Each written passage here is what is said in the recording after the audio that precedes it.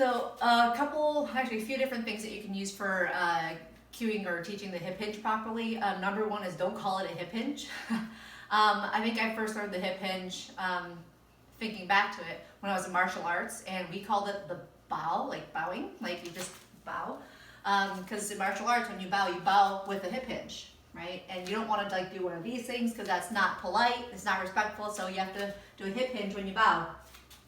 If that doesn't work, you've got a couple other options that I like. There's the old, standing close to the wall, like basically 1 foot away from the wall, and then you try to just kind of get your butt to touch the wall, to kind of come up like that. That also works.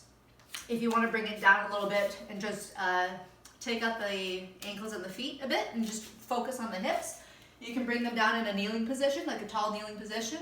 And what you can have them do is basically have their hands out front, and then have them basically just see how far away from their knees their hands can touch the ground. So they have to keep that stability, right? That upper body stability. And what happens is if they sit down for this, they can't reach very far, right? So they can't do that. So you want to have them see how far in front of them they can reach, right? That's one way to gain some good core stability as they're hinging down and coming back up. You can also use an external cue. So I've got some bands kind of tied up to this post over here. I'm just going to kind of stick in. And this will be something that can help with the direction of the pull too. So you just have it around their hips. And this is a little bit high, but whatever.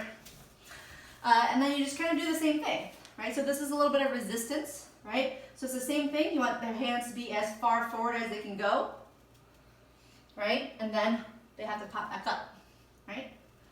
Down in front, pop back up, down in front, pop back up.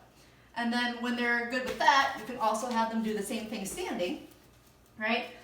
So this one, you have them step forward a little bit to where the band is pulling their hips back, right? I'm feeling this resistance to pull it back, or pulling it back. It's pulling me back, or English, right?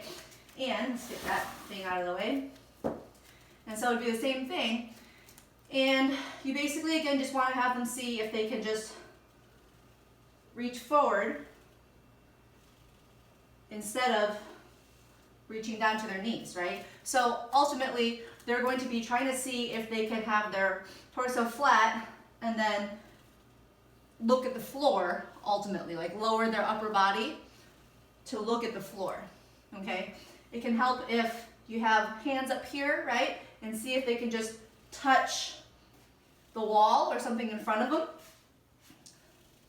That also works too, right? So there's a lot of different ways that you can do it. These are just a few quickies that I guess you could use.